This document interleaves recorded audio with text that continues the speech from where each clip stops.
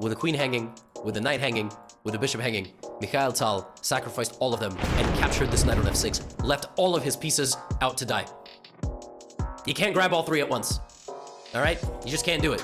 It's not a free-for-all.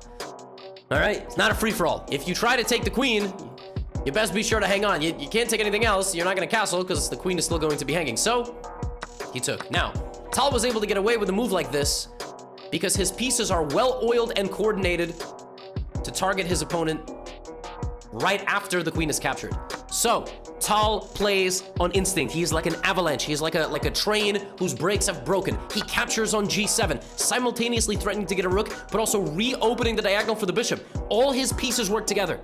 Rook g8, and now the culmination of the sacrifice. It is actually not rook to e1, which looks like it wins a queen because it loses a bishop and a rook in the process, and when the dust settles, Tal would be a full rook down.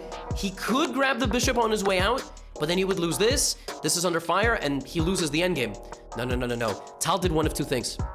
Tal either completely took his opponent's soul, or he would lead them into a deep dark forest, and the road out of it would only be wide enough for one, and it would be for him.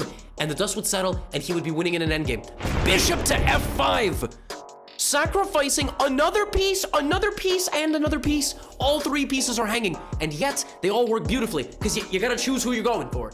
If you take the bishop, I get knight to d6, and I win the queen, and I emerge in a better endgame. That very well could be the best move. He took the bishop, bishop e6, and then he tried to go for this. Tal just bulldozes in with more pieces. King e7, and beautifully gets out of danger, saving his rook, defending the bishop, and black still could maybe hang on. And he goes g3, grabs this, bishop takes a6. But like I said, when the dust settled, Tal was left in a game where he was down a pawn, but black had 1, 2, 3, 4 islands, doubled and completely shattered pawn structure, and white was better. White is better in an endgame despite being a full pawn down. All of this made possible by the fact that when his queen was attacked, he played pawn to f6, shredding open the center of the board, forcing his opponent to dance at his pace.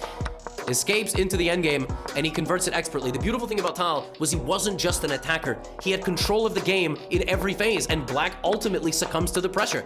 You know, there is not much to be done. We go to an endgame, rook a6, rook f6. Look at all of black's pieces falling. At the end of the day, Tal was trained in the pioneer school of chess under the tutelage of Koblenz, and I will actually show you a game a little bit later, which he played against his trainer, but every strong grandmaster of that generation was just bulletproof at endgames, and this one is no different.